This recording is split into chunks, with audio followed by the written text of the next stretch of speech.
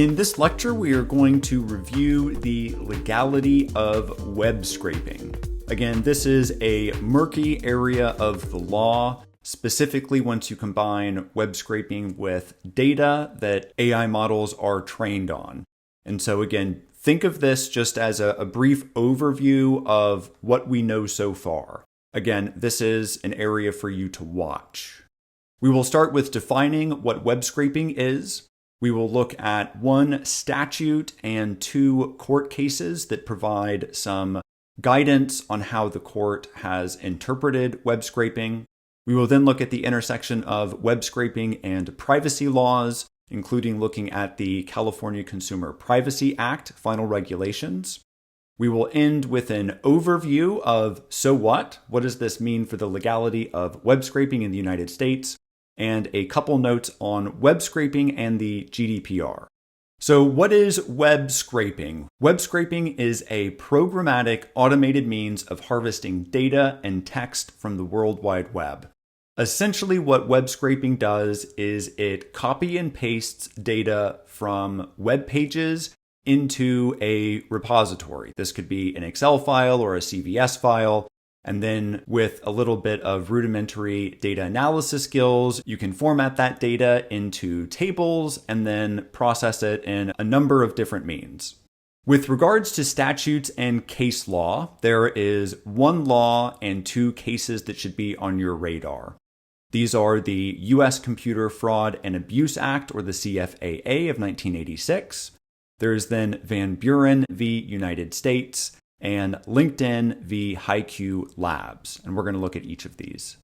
With regards to web scraping, what you need to know about the Computer Fraud and Abuse Act is that it prohibits intentionally accessing a computer without authorization or in a way that exceeds authorized access. Now, this is important when it comes to web scraping because without getting into all of the detail, when you access a website, you're accessing another computer. And if you have access to that computer, if it's publicly available information that you're taking from that publicly available website, then is that unlawful? And we'll see what the courts have said about that coming up. But that's what makes the CFAA important. That's why we need that context. So let's see how the courts have interpreted that. In Van Buren v. United States, the court ruled using this gates up or down inquiry. In short, the courts ruled that in order to violate the CFAA, a person needs to bypass a gate that is down that the person isn't supposed to bypass.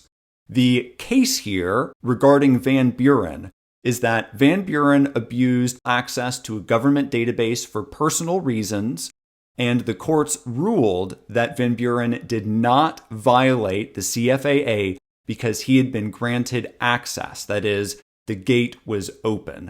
And again, when you think about accessing publicly available information, you're accessing a computer that's publicly available. That gate is down. And this reading in Van Buren v. United States would indicate that this is not a violation of the CFAA. In LinkedIn v. HQ Labs, HQ Labs had scraped public-facing LinkedIn profiles. It was originally ruled that LinkedIn did this without authorization. The courts ruled that the CFAA term, without authorization, does not apply to public websites. And in addition, the court said that users posting data on LinkedIn assume the risk that a third party may view public-facing sites and therefore have access to that data. So we see here with LinkedIn v. HQ Labs that the courts are permitting scraping in these cases because users who are posting this information on publicly available websites are assuming the risk that this information will be viewed and perhaps even scraped. Now, what do the different privacy laws throughout the United States have to say about web scraping?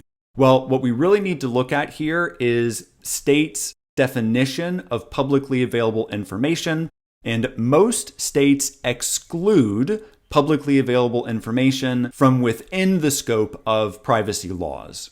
And so the California Privacy Rights Act, for example, defines publicly available information as follows. Information that a business has a reasonable basis to believe is lawfully made available to the public by the consumer or from widely distributed media, or by the consumer, or information made available by a person to whom the consumer has disclosed the information if the consumer has not restricted the information to a specific audience. And it's thought here that PII, again, personally identifiable information that is made public, in this case, would fit within publicly available information. So if you make your PII publicly available, for example, on LinkedIn, then that is considered publicly available information. A little more interpretation and guidance here. The California Consumer Privacy Act, the CCPA, in their final regulations wrote the following. A business that neither collects nor controls the collection of personal information directly from the consumer does not need to provide notice at collection to the consumer if it neither sells nor shares the consumer's personal information. The idea here is, at what point does a collection of data require a privacy notice under the CCPA? And what the final regulations here in the state of California are saying is that if an organization, for example, you're scraping data in order to feed one of your models, if that business does not collect nor control the collection of personal information directly from the consumer, that is, that information has already been posted online, then under these circumstances, that collection does not require a privacy notice to the consumer as long as that organization is not selling or sharing the consumer's personal information. So I can scrape data as long as I'm not selling or sharing it. If I'm putting that into a model to train a model, is that considered sharing? But so far, as the summary slide next shows us, this is all permissible. And so what is the legality of web scraping in the United States as current statutes and case law will tell us? Well, notice is not needed for a data scraper that does not sell scrape PII, a data scraper that uses PII for their own purposes, including marketing to data subjects. Notice is also not needed for a data scraper that scrapes, de-identifies, then sells de-identified data. Now, notice may be needed if a data scraper sells that PII or if AI products are trained on scraped PII. So again, notice the may here. These are all outstanding issues. Pretty much everything in Domain 7 is outstanding.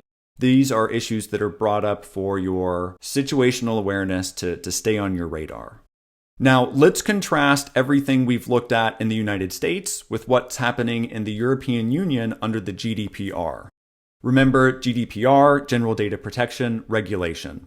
Under the GDPR, the provisions governing the collection and processing of personal data likely apply. There is a default prohibition on collection and processing full stop unless the data controller has a lawful basis, and there are 6 lawful bases for collection and processing. Those include consent, contract, legal obligation, vital interest, public task, and a legitimate interest.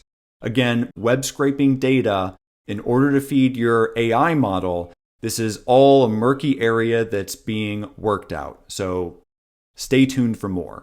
In this lecture, we have looked at the legality of web scraping. Remember that web scraping is the programmatic, automated means of harvesting data and text from the World Wide Web. One statute you need to know about is the Computer Fraud and Abuse Act.